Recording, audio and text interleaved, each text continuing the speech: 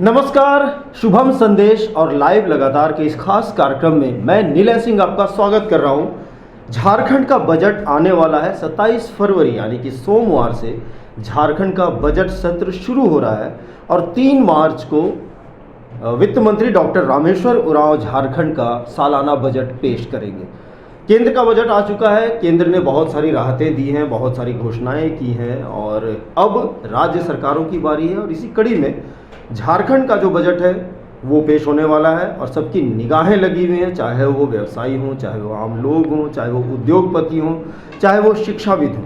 आज हम झारखंड के शिक्षाविदों, अर्थशास्त्रियों और जितने भी इंटेलेक्चुअल्स हैं उनके साथ आज ये चर्चा कर रहे हैं। परिचर्चा जो हमने बजट के पूर्व परिचर्चा का नाम दिया है और तमाम अलग अलग वर्गों के साथ, अलग अलग क्षेत्र के विशेषज्ञों के साथ हम वार्ता कर रहे हैं। तो आज इस कड़ी में हमारे साथ हैं प्रोफेसर मनोज कुमार, आपका स्वागत करता हूं मैं। पर्यावरणविद भी हैं हमारे साथ हैं विकास कुमार जी, स्वागत है आपका, जो कि निदेशक हैं साइकोग्राफिक सोसाइटी का और काउंसलिंग का काम पूरे झारखंड में इन्हें जाना जाता है। हमारे साथ प्रोफेसर अवधेश कुमार हैं जो कि डोरंडा कॉलेज के प्रोफेसर हैं। हमारे साथ डॉक्टर बटेश्वर सिंह है केंद्रीय झारखंड विश्वविद्यालय से, केंद्रीय विश्वविद्यालय झारखंड से। डॉक्टर महेंद्र सिंह, आपका स्वागत है, आप भी CUJ से हैं। और डॉक्टर सुदर्शन यादव, आप सबों का स्वागत है और हम इस कार्यक्रम को शुरू कर रहे हैं।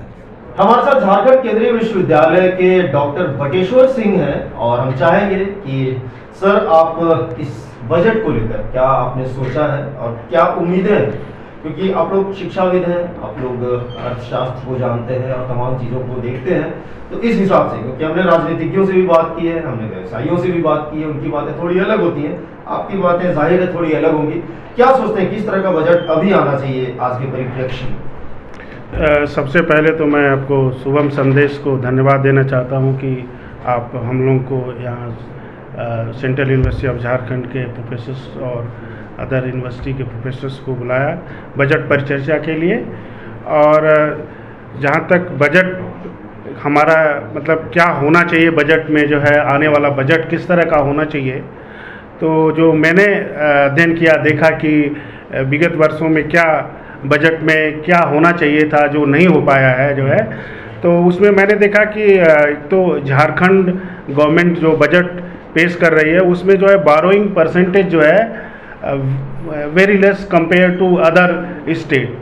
हम जो है कम बारोइंग कर रहे हैं जो है, जिससे कि अगर हम ज़्यादा बारोइंग करेंगे तो बारोइंग से हमारा जो है कैपिटल एक्सपेंडिचर कर सकते हैं, उससे हमारा एम्प्लॉयमेंट जनरेशन हो सकता है, लोगों को रोजगार मिल सकता है।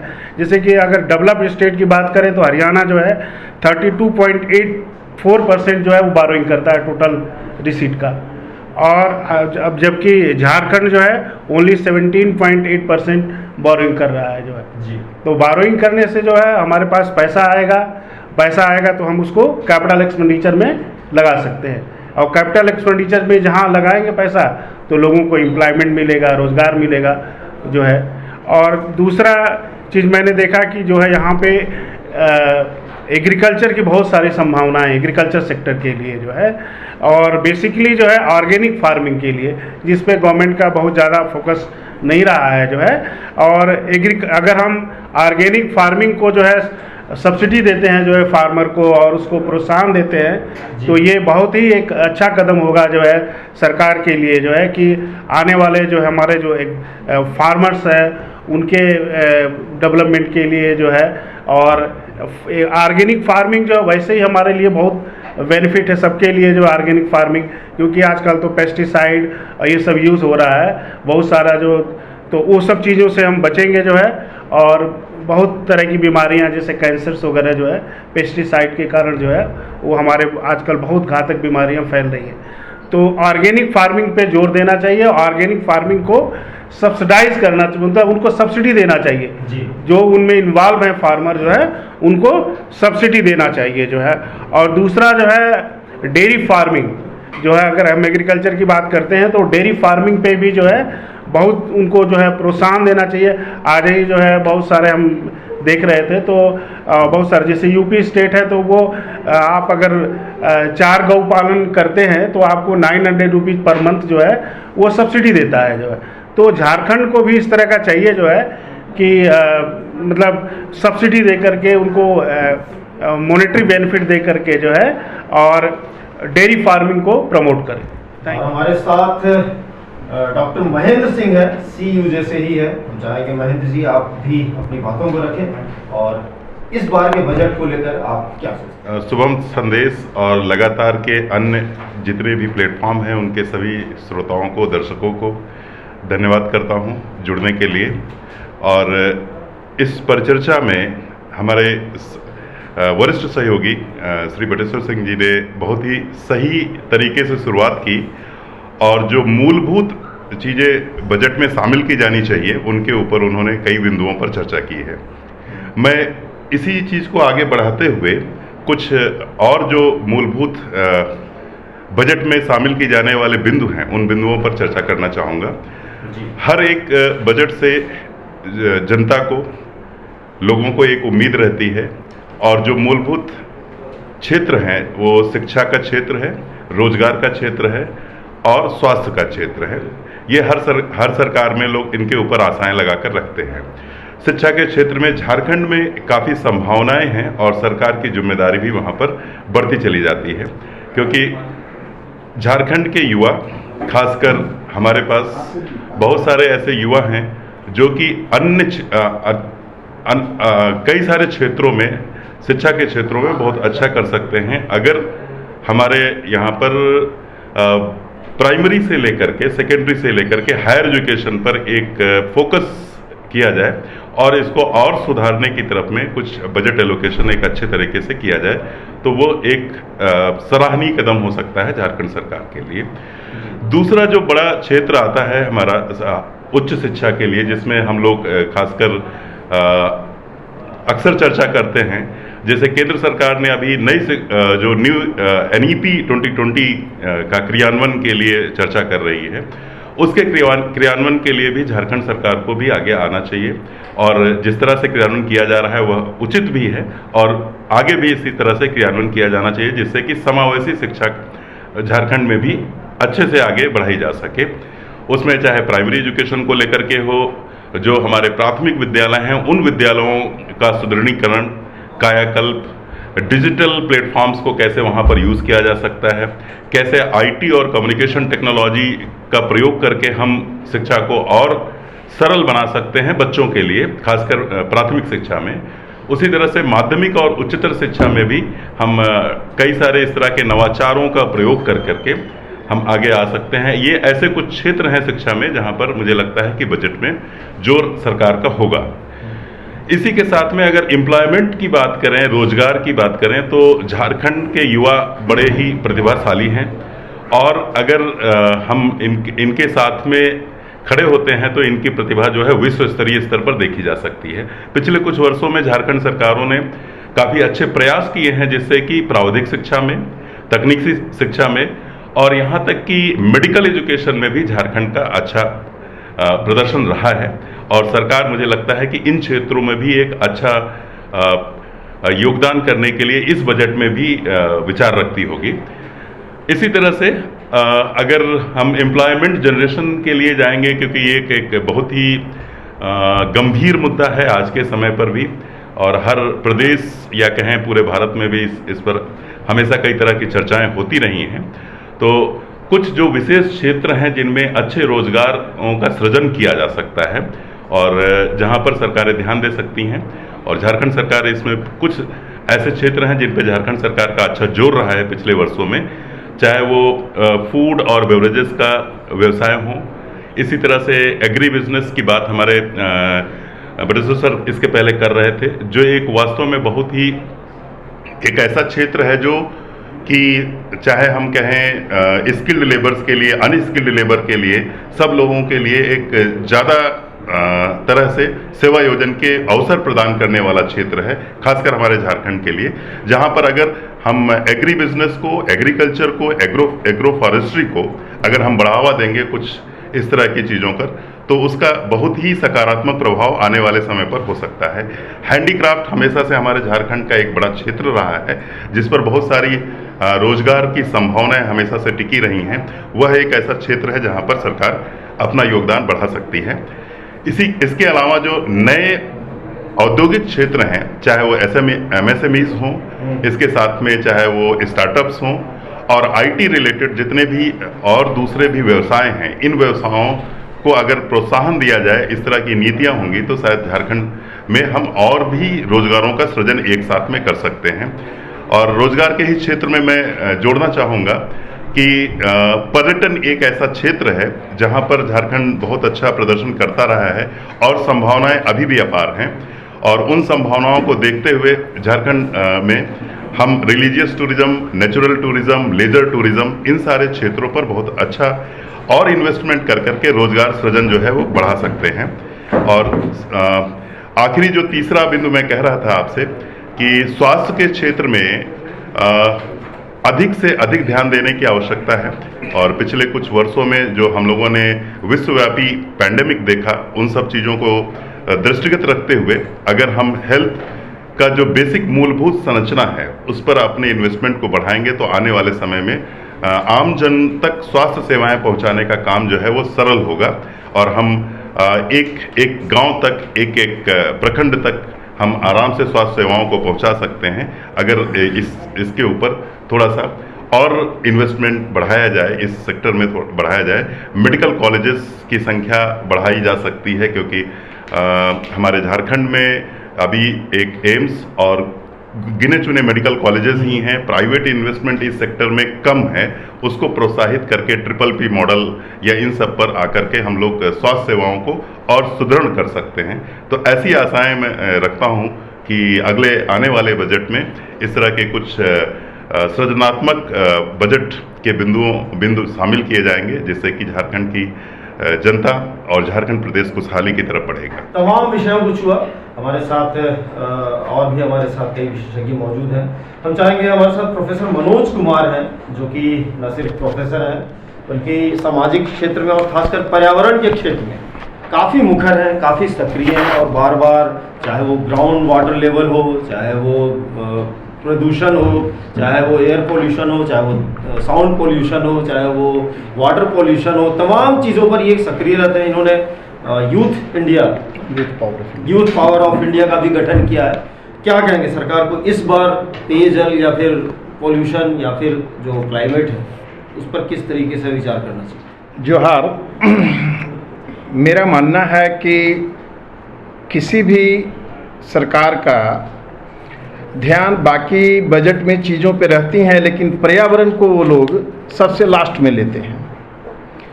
हमारे हिसाब से पर्यावरण सबसे पहला बजट में उनको ध्यान में रखना चाहिए, क्योंकि पलायन सिर्फ रोजगार के चलते पहले होता था, लेकिन अब पलायन जब हमारा जो वाटर रिसोर्सेज हैं, हमारी बेसिक जो हम कहते हैं हवा पानी चाहिए, तो उसका नारा बदलता जा रहा है।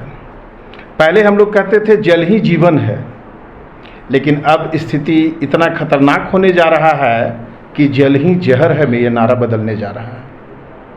आपने कल के अखबारों में पढ़ा होगा कि कोई इंजीनियर के बेटे ने 300 रुपये बोतल का पानी पीना शुरू किया और हज़ारों बोतल कमरे में पड़े थे। इससे क्या पता चलता है कि उन्हें इंडिया के पानी में जहर नज़र आता है और फ्रांस के पानी का इस्तेमाल कर रहे थे। तो ये तो बात हुई भ्रष्टाचारियों का कि वो सक्षम हैं, वो कर लेंगे। आम आदमी, आज भी मैं आपको बताऊं, झारखंड की राजधानी रांची में लोग नाली के पानी पीने को मजबूर हैं। जिस राज्य का पहला जब बजट आया था तो 20,000 करोड़ सरप्लस बजट था, पहला राज्य था हमारे देश का, और 5 साल के अंदर में 20,000 डेफिसिट में आप चले जाते हैं। तो वहाँ बजट किस तरह के बनाई जा रही है। इसलिए मेरा अभी सिर्फ 3 बात कहना है। पहला तो रेन वाटर हार्वेस्टिंग के लिए, जैसे कि मैंने जब थोड़ा इस पे दबाव डाला, हाईकोर्ट का सहारा लिया, तो सारे मिनिस्टर के घर में पहले रेन वाटर हार्वेस्टिंग लगा, उसके बाद सरकारी कार्यालयों में मैंने लगवाया। अब ये लोग क्या किए हैं जनता पे कि अगर आप रेन वाटर हार्वेस्टिंग अपने घर में नहीं बनाएंगे तो आपके होल्डिंग टैक्स डबल कर दिए जाएंगे। तो ये आपने फिर ये कानून लाया। ये कोड़ा मारने से क्या हुआ, रेन वाटर हार्वेस्टिंग के नाम पे खाना पूर्ति हो रहा है। आधा से ज़्यादा घरों में नगर निगम के जाते हैं सो कॉल्ड एजेंट, क्या है तो आपके यहाँ रेन वाटर हार्वेस्टिंग है? तो जो आदमी चालाक बोलता है उसने टिक मार दिया है, जो बोला नहीं है तो बोलता है आपको दिखाना है कि सब दिन जीवन भर देना है, तो नहीं दिखाना है तो आप 5,000 रुपया दे दो, मैं लिख देता हूं है। तो इस तरह का योजना बनाने से क्या होगा? विनाश होता जा रहा है। अब जो लोग रेन वाटर हार्वेस्टिंग बना भी रहे हैं तो क्या करते हैं, गांव में सोख्ता बोलते थे, एक सोख्ता जैसा आप गड्ढा खन दिए, नाली का पानी, किचन का पानी सब उसमें डाल दे रहे हैं। आप ग्राउंड वाटर को पॉल्यूट कर रहे हैं। रेन वाटर हार्वेस्टिंग इसे नहीं करते हैं, ये सरफेस रिचार्ज हो रहा है। इसलिए रेन वाटर हार्वेस्टिंग के लिए प्रॉपर गाइडेंस हो और आप डबल टैक्स या होल्डिंग टैक्स ना करें, बल्कि इसके लिए सब्सिडी करें। जो तीन आपने कहे, एक तो रेन वाटर हार्वेस्टिंग होना चाहिए, रेन वाटर हार्वेस्टिंग होना चाहिए, लेकिन उसमें जनता का डबल टैक्स आप नहीं लगाएं, बल्कि जनता के लिए आप सब्सिडी दें, क्योंकि केंद्र में इसकी व्यवस्था है। हर साल झारखंड में पैसा आता है रेन वाटर हार्वेस्टिंग के लिए, वो लौट के चला गया, आज तक एक व्यक्ति को नहीं मिला। क्यों? उन्होंने कहा मैं सोसाइटी को दूंगा, इंडिविजुअल मकान को नहीं दूंगा, अपार्टमेंट को नहीं दूंगा।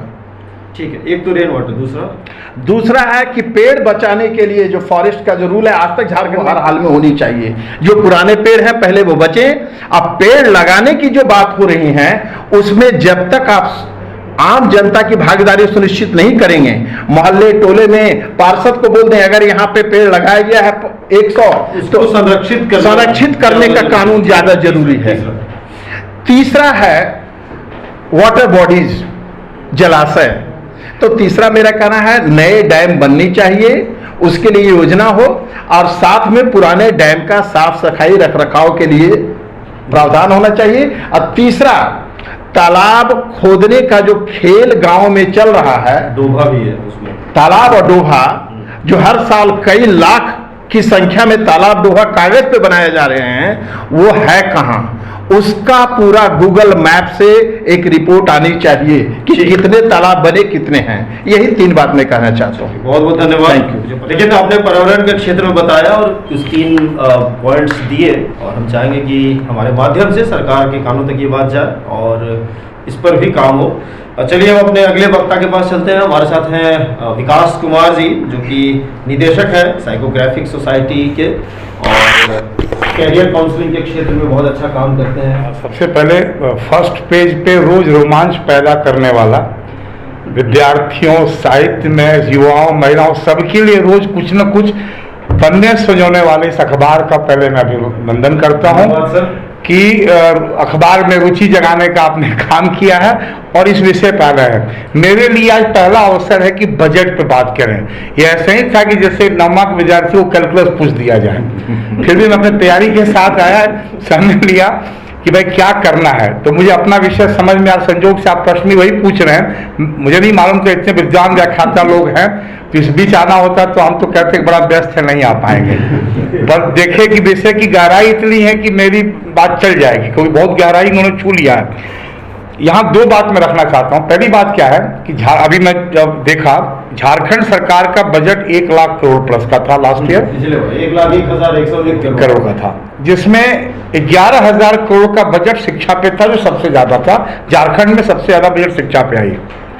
यहाँ पहली बात ये कहूंगा, दिल्ली झारखंड से काफी छोटा शहर, वहां टोटल बजट 75 करोड़ का पेश किया था मनीष सिसोदिया ने, और 16,000 करोड़ बजट था एजुकेशन पे। पहली बात मैं कहना चाहूंगा, बिना जानते हुए कि होगा क्या उसमें, बजट जब दिल्ली से ज्यादा बजट होनी चाहिए, आखिर दिल्ली इतना छोटा शहर है, इतने एक इलाका है, उसका बजट 16,000 करोड़ एजुकेशन का, इसमें क्या होगा ये विशेषज्ञों का मामला है। पर एक लेमैन के नाते शिक्षा से जो कि भाई इसकी बजट दिल्ली से तो ज्यादा होनी चाहिए एक। अब दूसरी बात, बजट में मेरी क्या अपेक्षा है। मेरा विषय काउंसलिंग है और शिक्षा जो भी बजट हो रहा है, बचपन में जब घर में था तो पिताजी से कहावत सुनी थी, ऐसा पढ़ो बेटा चंडिका जिससे चढ़े हंडिका। कुछ भी आप कर रहे हो शिक्षा में, आप जितनी बड़ी बातें करना कर लो, अल्टीमेट एम है कि एक मंत्र जो है this amount has been credited, ये वाला चालू हो जाए, हर महीना कुछ ना कुछ आए। अवधेश जी सहमत होंगे, इस मुद्दे पर बड़ी लड़ाई लड़ रहे हैं इस विषय पे, चीज के लिए, ठीक है। तो अब क्या है कि जो पढ़ाई हो उसका लैंडिंग कहाँ हो रहा है। अब इसमें क्या है, काउंसलिंग एक अछूता विषय है, फिर भी झारखंड में भी कुछ काम हुए हैं सरकारी स्तर पे, कुछ वर्कआउट्स में है। मेरा पहली चीज है कि बजट में काउंसलिंग का प्रावधान हो। फिर काउंसलिंग क्यों, जितने सरकारी स्कूल है, आपको एक छोटी सी बात बताते हैं, जानकारी के अभाव में बच्चे अच्छे कॉलेज से वंचित रहते हैं। आज के डेट में एक अच्छे एनआईटीज में अगर 10,000 से 20,000 रैंक में एनआईटी में जनरल कैटेगरी को सीट मिल रही है, तो 20 से 30,000 में ओबीसी को मिलता है। 1 लाख रैंक में वही कंप्यूटर की सीट मिलती है एससी कैटेगरी को, और एसटी कैटेगरी को 2.5 लाख रैंक में मिलता है। ये बड़ी एक लाइन की जानकारी है, जो जन जन तक जाएगी तो चमत्कार होगा, पर एक दिन में नहीं जाएगी। ऐसी बहुत सारी जानकारियां हैं, क्योंकि काउंसलिंग फॉर ऑल और एससी एसटी एक बड़ा विषय है यहाँ पे चीज के लिए, उनके लिए भी नियमित काउंसलिंग। तो मेरी चीज है काउंसलिंग का बजट हो 11,000 में 10 करोड़ हो, एक रिसोर्स सेंटर हो जिसमें कि व्यवस्था हो कि बच्चों को काउंसलिंग किया जाए, और सरकारी स्कूलों में और नियमित। और काउंसलिंग के बारे में, ये काउंसलिंग प्रवचन नहीं है, काउंसलिंग भाषण नहीं है, ये इंटरैक्टिव कम्युनिकेशन है based on the need of the student. और इसके प्रकार समरी कर दें, परीक्षा देने के पहले कितनी परीक्षाएं देनी है बच्चों को ये भी नहीं पता होता है, परीक्षा के बाद किस रैंक पे क्या मिलता है ये भी पता नहीं होता सारे बच्चों को। अगर सिर्फ इतनी जानकारी मिल जाएगी तो झारखंड से बच्चों का सिलेक्शन बढ़ जाएगा। और यहां फिर मैं कह दूं, झारखंड में एक बड़ा अच्छा कार्य हो रहा है शिक्षा में, आकांक्षा प्रोजेक्ट बहुत अच्छा चल रहा है, जितना चल सकता है सरकारी स्तर पे। तो वहां के बच्चों के लिए भी काउंसलिंग का सेपरेट बजट हो, ये मेरी चीज है। दूसरा विषय जो यहाँ सर्वों के माध्यम से कई पॉइंट हमको भी मिले, उसी से मुझे समझ में आई कि एक मेरा है कि एक रांची में आईटी सिटी होना चाहिए, झारखंड आईटी सिटी। यहाँ के आपको मैं बता दूं, झारखंड में 30,000 से ज्यादा बच्चे इंजीनियरिंग एग्जाम देते हैं। एग्जैक्टली कितने बच्चे एडमिशन देते हैं वो आंकड़ा मेरे पास नहीं है, 15,000 से कम नहीं होगा। ये बच्चे कहाँ जा रहे हैं, बेंगलोर क्यों जा रहे हैं, पूना क्यों। बड़ी बात ना करें, सिर्फ जो नौकरी देने वाली कंपनियों को यहाँ लाया जाए, इसके लिए बजट हो, चीजें बदल जाएगी। इन्फोसिस यहाँ क्यों नहीं आ सकता है। मैं भुवनेश्वर बहुत बार नहीं गया हूं, पर वर्षों पहले गया था, फिर दोबारा गया तो देखा कि वहां पे बड़ी बड़ी कंपनियां हैं वहां पे। आखिर जब भुवनेश्वर में बड़ी कंपनियां जा सकती हैं तो रांची में क्यों नहीं आ सकती है। तो ऐसी व्यवस्था हो कि जहां पे बड़ी कंपनियों को भी जगह मिले, बजट में प्रावधान हो, उनको रियायत हो, और रोजगार आप सृजन कर पाएंगे ना कर पाएंगे लंबी प्रक्रिया है। ऑलरेडी जो रोजगार प्रदाता हैं उनको बुला लीजिए।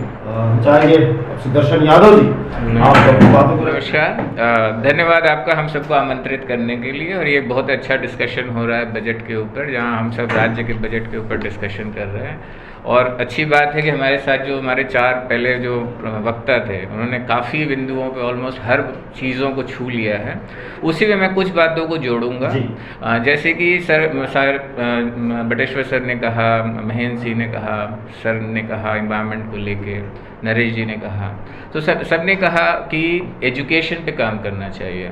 लेकिन एजुकेशन में अगर आप झारखंड में बात करेंगे तो स्पेशली जो लिटरेसी रेट है हमारा लिटरेसी रेट अभी भी 65% के अराउंड ही है। उसमें भी विमेन लिटरेसी रेट अभी भी 50% के अराउंड है। तो इसमें जो हम लोग को लिटरेसी में काम करना है, ऊपर से साइंस एजुकेशन की जब हम बात करें और ड्रॉप आउट रेट की बात करें, हम एक्चुअली हमारे यहाँ एक स्टूडेंट ने इसके ऊपर पूरा एक रिसर्च किया, तो झारखंड में जो साइंस लिटरेसी की बात कर रहे हैं तो almost 50 to 55% drop out rate है साइंस एजुकेशन में। और ओवरऑल जो ड्रॉप आउट रेट है वो लगभग 30% के अराउंड है। और जब हम लोगों ने पाया तो जो स्कूल्स हैं उनमें आईसीटी नहीं है, उसमें प्रॉपर क्लासरूम में साइंस के लिए मॉडल्स या लैब जो हम लोग बोलते हैं वो लैब नहीं है। तो अगर ये बेसिक चीज़ जो साइंस एजुकेशन के लिए चाहिए वही नहीं है तो कैसे आप एजुकेशन को बिल्ड कीजिएगा। तो जैसे सर ने दिल्ली का बात किया, दिल्ली ने पूरी तरह से साइंस एजुकेशन और स्कूल एजुकेशन पे खूब फोकस किया है और काफ़ी पैसे लगाए हैं। तो हमें वहाँ से सीखना चाहिए कि कैसे हम अपने साइंस एजुकेशन के ऊपर काम कर सकें, स्पेशली जो 6 to 12 के बीच में है। दूसरा, हम लोगों ने हायर एजुकेशन को लेकर बात किया। सर ने भी बताया कि प्राइवेट यूनिवर्सिटीज़ हों या बाहर से यूनिवर्सिटीज़ आएँ, लेकिन ऑलरेडी हमारे यहाँ काफ़ी यूनिवर्सिटीज़ हैं। आप हमारे दुमका यूनिवर्सिटी की बात कर लीजिए, आप एक ज़माने में रांची यूनिवर्सिटी बहुत नामी यूनिवर्सिटी हुआ करता था, लेकिन आज की डेट में हम वैसी बात नहीं कर सकते। हम लोग CUJ अभी फिर भी नई यूनिवर्सिटी हैं, सेंट्रल यूनिवर्सिटी हैं, 2009 में आए हैं। नेशनल लेवल कुछ हमारे यहाँ अच्छे फैकल्टी हैं, इंटरनेशनल लेवल के भी कुछ अच्छे फैकल्टीज़ हैं, रांची यूनिवर्सिटी में भी हैं, बाकी जगह भी हैं। लेकिन आप उस जो एग्जिस्टिंग जो आपका सिस्टम है, आप उसको अपग्रेड नहीं कर रहे हैं। आपके जो जितने कॉलेजेस हैं अलाइड, वहाँ पे अभी भी जो टीचर्स हैं वो पार्ट टाइम काम करते हैं, कभी कभी महीनों उनकी सैलरी नहीं मिलती, लोग धरना प्रदर्शन करते हैं। तो क्या हम एक अपने टीचर को जो एक सिस्टम है उसमें एक बेसिक सैलरी नहीं दे पा रहे? तो पहले बजट में हमको इन सब पे भी काम करना चाहिए कि जो हमारा एग्जिस्टिंग रिसोर्स है वो खराब ना हो और अपग्रेड हो। दूसरी चीज़ जो मेडिकल की बात हुई, मेडिकल में भी रिम्स कब बना, 1960s में, और आज जो हम कोरोना में हालत देखी, जिस तरह की परेशानी हम लोगों ने झेला, तो और इसके अलावा हमारा हजारीबाग में भी है, धनबाद में भी है, अलग अलग जगह पे है हमारे मेडिकल कॉलेजेस। लेकिन हमारा क्या वो सिस्टम अपग्रेड हुआ? मेडिकल की जो फैसिलिटीज़ है क्या अपग्रेड हुई? नहीं हुई। अभी भी यहाँ पे प्राइवेट डॉक्टरों का एक बहुत बड़ा जाल चलता है, उसमें भी बहुत से ऐसे डॉक्टर्स हैं जो जिनके पास क्वालिफिकेशन नहीं है, क्वैक्स बहुत ज़्यादा पाए जाते हैं यहाँ। तो इसलिए हम लोग को मेडिकल फैसिलिटी पे भी अपग्रेडेशन की ज़रूरत है। और साथ ही साथ जब ऑर्गेनिक फार्मिंग की बात कर रहे थे सर, तो हम लोग ऑलरेडी सब्ज़ी और फूल के लिए बहुत ज़्यादा जाने जाते हैं यहाँ पे। तो क्या हम उसको, जो हम लोग हमेशा बोलते हैं ना, आपका स्ट्रेंथ एरिया कौन सा है, तो आप अपने स्ट्रेंथ एरिया पे काम कीजिए। सब्ज़ी फूल ये सब है। ऑर्गेनिक फार्मिंग में हम लोग फिर मेडिसिन में जा सकते हैं, जो आयुर्वेदिक मेडिसिन हैं। हम लोग जल जंगल ज़मीन की बात कर रहे हैं, तो इस पर बजट होना चाहिए। तीसरा जो सबसे इम्पोर्टेंट बात है कि मीडिया की बात हो रही है। अब चूँकि मैं मास्कॉम से हूँ, तो मीडिया और सिनेमा की बात होती है, और झारखंडी सिनेमा पे बहुत बात हो रहा है। बहुत साल से हम लोग सुन रहे हैं कि भाई यहाँ पे बनेगा आपका फिल्म सिटी, और वो लटका हुआ है।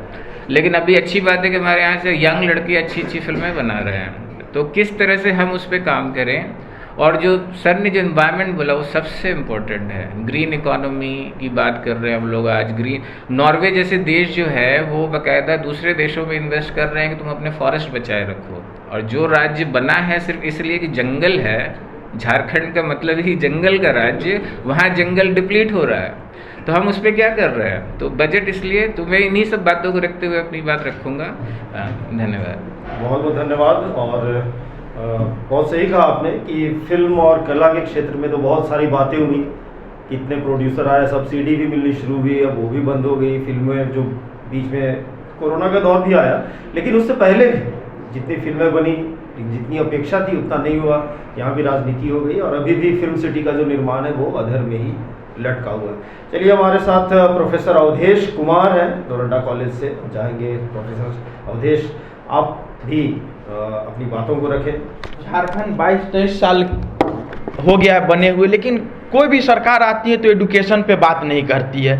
यहाँ योजनाएं आती है, सिर्फ पेपर तक आती है, उसके बाद वो वहीं पे ख़त्म हो जाती है। न तो स्टूडेंट की हित के लिए सोचा जाता है, न तो प्रोफेसर के हित के लिए। जैसे हम लोग हैं, गेस्ट फैकल्टी हैं, कॉन्ट्रेक्चुअल हैं, तो हमें एक साल सैलरी नहीं मिलती है, तब भी हम लोग ईमानदारी से काम करते हैं। लेकिन जो परमानेंट हैं वो क्लास भी नहीं लेते हैं, लेकिन उनका सैलरी 1 तारीख को हमेशा उनके अकाउंट में चला जाता है, लेकिन उन पे कोई इंक्वायरी नहीं होती है। हम बात करते हैं डिजिटल इंडिया, क्योंकि मैं IT सेक्टर से जुड़ा हुआ हूँ। हमारे यहाँ लैब तो होती है, लेकिन लैब में क्लास नहीं होती है। टेंडर तो होता है, बड़ा टेंडर होता है, टेंडर भी पास हो जाता है, उनकी पेमेंट भी हो जाती है, लेकिन सिस्टम नहीं काम चलता है। तो बहुत सारी बात है, और गवर्नमेंट को इस पर सोचना चाहिए। जो हम और हमें सिर्फ झारखंड, हम लोग झारखंड के हैं, तो हमें झारखंड पे ही सोचना चाहिए, झारखंड कैसे आगे बढ़ेगा। यहाँ तो रोज आप देखिएगा जो झारखंड एक पीछे ही चलते जा रहा है। रोज आजकल न्यूज़ में देखिएगा ED की छापेमारी होते जा रही है। तो ये सबसे आगे बढ़ के हमें एडुकेशन कैसे, यहाँ से IIT कॉलेज कैसे आए, कैसे एक IIT कंपनी आए, जो रोज़गार मिले। जो स्टूडेंट यहाँ से पास आउट होते हैं वो दूसरे राज्य में जाते हैं जॉब के लिए, क्यों नहीं झारखंड में ही उन्हें रोज़गार मिले। यदि यहाँ पे रोज़गार मिलेगी तो वो जो स्टूडेंट यहाँ से पढ़ रहे हैं वो उन्हें भी रोज़गार देंगे। और जैसे कि IIT क्षेत्र से जो बच्चे आते हैं उनको बजट में कुछ सब्सिडी मिलना चाहिए, जो कि वो अपना कंपनी यहाँ पे बना सके। वो कंपनी जब बनेगी तब यहाँ रोजगार मिलेगी और यहाँ के बच्चे को भटकना नहीं पड़ेगा। अभी देखिएगा आप, जो कॉलेज में जैसे कि इंटर चल रही है तो बंद करना बहुत आसान है। कुछ जो चल रहा है उसको आप एक दिन में बंद कर सकते हैं, लेकिन सबसे बड़ी चैलेंज की बात है जो उसे खोल के तो दिखाइए। आप बोलते हैं स्कूल में हम शिफ्ट करेंगे, स्कूल में आप दिखाइए व्यवस्था कहाँ है। छत आप जाइए तो गिर रहा होता है, पानी पीने के लिए नहीं, एक लैब नहीं है। लेकिन जो अच्छा से चल रहा है उसको आप एक बार में साइन करते हैं, उसे बंद करने की करते हैं। ठीक है, हमारा रोजगार है, हम उस पर बात नहीं करेंगे, लेकिन आपको सबसे पहले सोचना चाहिए जो जितने बच्चे पढ़ रहे हैं हजारों की संख्या में, वो बच्चे कहाँ जाएंगे। आज किसी भी कॉलेज में 5,000 10,000 बच्चे इंटर में होते हैं, लेकिन न्यू एजुकेशन पॉलिसी में दिखाया जा रहा है जो यदि इंटरमीडिएट रहेगी तो UGC वो कॉलेज को मान्य नहीं ये करेगी। ठीक है, हम भी उसका स्वागत करते हैं, लेकिन सबसे पहले आप उसकी व्यवस्था तो कीजिए जो स्कूल में। लेकिन यहाँ तो सिर्फ कलम पेज यहीं तक, सिग्नेचर तक चलता है। यही है। हमारे साथ शिव उरांव जी हैं, महासचिव हैं झारखंड किसान मजदूर महासंघ के। हम चाहेंगे कि आप अपनी बातों को रखें। सबों को जोहार। मैं सबसे पहले तो कहना चाहूँगा कि हमारा देश, हम सभी जानते हैं कि कृषि प्रधान देश है और किसानों का क्या हालत है हम सभी जानते हैं। किसान और मजदूर का एक ऐसा कुछ पॉलिसी बने जिससे किसान का स्थिति में सुधार हो, आर्थिक स्थिति में। क्योंकि किसान कोरोना काल में भी अपना काम नहीं छोड़ा। उसका सब्जी आप देखे होंगे कि खेतों में सड़ रहा था और वो ऐसी फेंक देता है मार्केट में, फिर भी वो अपने काम पर टिके हुए रहते हैं। तो किसानों के लिए मैं यही कहना चाहूँगा कि किसानों का जो बच्चे हैं वो खेत में काम करते हैं, लेकिन उनके बच्चों को पढ़ाई के लिए एक विशेष ऐसी व्यवस्था बनाई जाए कि एक अच्छे प्राइवेट स्कूल में उनको कम से कम 25% आरक्षण होना चाहिए, जिससे वो भी अच्छा शिक्षा ले सके और वो कल के डेट में एक अच्छा अपना सुधार अपना परिवार को ला सके। दूसरी में है कि मजदूर, किसान मजदूर का सेम है। आप देखिए कि किसान खेत में लड़ते लड़ते जिस तरह से बॉर्डर में जवान लड़ता है उस तरह खेत में किसान लड़ता है, और वो लड़ते लड़ते उसकी जब किसी तरह का हादसा हो जाता है, दुर्घटना हो जाती है, तो उसको कोई पूछने वाला नहीं होता है। हम चाहते हैं कि किसानों का कम से कम 20 लाख रुपया का एक इंश्योरेंस होना चाहिए, और मजदूरों का भी। आप देखे होंगे कि शहर में जो काम करने के लिए मजदूर आते हैं वो गाड़ी में आते हैं 20 किलोमीटर 30 किलोमीटर 50 किलोमीटर दूर से, और वो 200-250 रुपया 300 रुपया का काम करके चले जाते हैं। बीच में एक्सीडेंट हो जाता है तो उसको पूछने वाला कोई नहीं होता है। कम से कम उन सबों के लिए 20-20 लाख का इंश्योरेंस होना चाहिए। श्रम कार्ड तो बना रहे हैं, आप पहचान रहे हैं कि भाई कौन मजदूर है, आप उसका कम मुआवजा, एक उचित मुआवजा होना चाहिए। दूसरी में है कि मार्केट का व्यवस्था होना चाहिए किसानों के लिए, ताकि उसको एक उचित मूल्य मिल सके। हम बात तो करते हैं, कोई भी सरकार, हर सरकार बात कर रही है कि किसानों का आय दुगुना हो, लेकिन क्या स्थिति है देख रहे हैं, उसका आय और दुगुना नीचे हो रहा है, ऊपर नहीं हो रहा है। इसलिए हम कहना चाहेंगे कि उसका एक मार्केट की व्यवस्था किया जाए, और जो है कि ऑर्गेनिक फार्मिंग, जो पूर्व के वक्ताओं ने कहा, इस पर मैं भी सहमत हूँ कि कुछ ऐसे, जैसे कि पहले जो पुराने तरीके से खेती किया जाता था उसमें क्या होता था कि जैसे डहिया, बच्चा, कलमा ऐसा धान होता था। हाइब्रिड का ज़माना नहीं था, लेकिन हाइब्रिड आने से किसानों का भूख मिटा है, आवश्यकताएं पूरा नहीं हुआ है। भूख तो मिट गया है, हाइब्रिड का एक मतलब अच्छा रिजल्ट रहा है, लेकिन वो उसका आवश्यकताएं पूरा नहीं हुआ है। इसलिए उसके जगह में ऑर्गेनिक फार्मिंग जो है ये बहुत अच्छा है, उस पर जो है कि विशेष ध्यान दिया जाए। और मैं कहना चाहूँगा अगला कि ग्राम सभा, जितने भी जंगल बचाव हो, चाहे जो भी काम आपको करना है, विकास करना होगा तो गांव को विकास करना होगा। ये ध्येय होना चाहिए कि गांव को कैसे हम विकास करें, क्योंकि भारत में तो हमारा भारत बसता है गांव में, और गांव का डेवलप होना चाहिए। शहर का विकास ही करके, शहर में तो ऐसे भी विकास हो ही जा रहा है, लेकिन गांव का विकास करने के लिए ऐसी पॉलिसी होना चाहिए कि गांव का डेवलप कैसे हो। तो उसके लिए ग्राम सभा को सशक्त करना होगा। ग्राम सभा में देख लीजिए कि भाई जो मुखिया पंचायत में जो है 29 पावर है ना, लेकिन अभी तक कहाँ मिला है। तो सारा पावर को आप उनको स्वतंत्र रूप से दीजिए। इसमें तो ऐसा हो रहा है कि बजट जैसे दिया जाता है ये मुखिया को, और वहीं से इंस्ट्रक्शन दिया जाता है कि आपको वहाँ से सोलर पंप लगाना है। सोलर पंप लगाना है क्योंकि यहाँ अफसर को फिर यहीं से वो अपना कारोबार कर लेता है कंपनी से मिलके। अब हमको जरूरत है वहाँ रोड का, वहाँ सोलर लगा रहे हैं। सोलर लगा रहे हैं, आप देख सकते हैं कि हमारा रोड कीचड़ है, तो क्या हम वहाँ लाइट, सोलर लाइट लगा के उस कीचड़ रास्ता को दिखाने के लिए लाइट लगाएंगे? कि क्यों ना हम ऐसे रास्ता बना दें कि अंधेरा में भी आंख मूंद के आदमी चल सके। तो ये मैं चाहूँगा कि ग्राम सभा को सशक्त किया जाए और गांव के लोगों को जागरूक किया जाए, जिससे हम जंगल भी बचा सकते हैं, खेती भी अच्छा से कर सकते हैं, और हम आगे कोई भी काम आगे कर सकते हैं। तो मैं अभी फिलहाल यही कहूँगा कि विशेष करके कृषि के क्षेत्र में किसान मजदूरों को ख्याल रखते हुए वही हमारा एक अंतिम व्यक्ति है जहाँ तक बजट पहुँच सके। चलिए, हमारे अंतिम वक्ता के रूप में डॉक्टर त्रिभुवन कुमार शाही जी हैं, स्कॉलर है, पीएचडी स्कॉलर। त्रिभुवन जी, आप आने वाला जो बजट है कि बस अब अगले हफ्ते 3 तारीख को पेश होना है। सबको जोहार, नमस्ते, बड़ों को प्रणाम।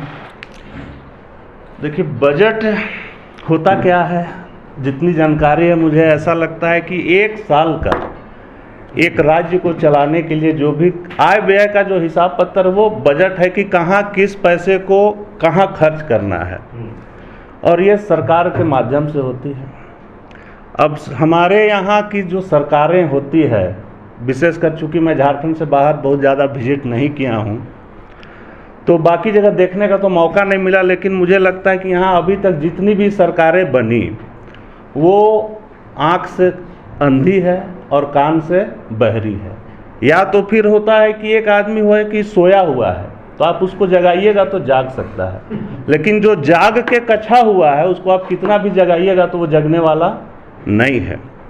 सबसे पहले तो मैं बात करूंगा ग्रामीण क्षेत्र की, क्योंकि मैं खुद भी हूँ यहाँ से 45 किलोमीटर दूर मेरा गांव है। चानो ब्लॉक पड़ता है रांची जिला के अंतर्गत।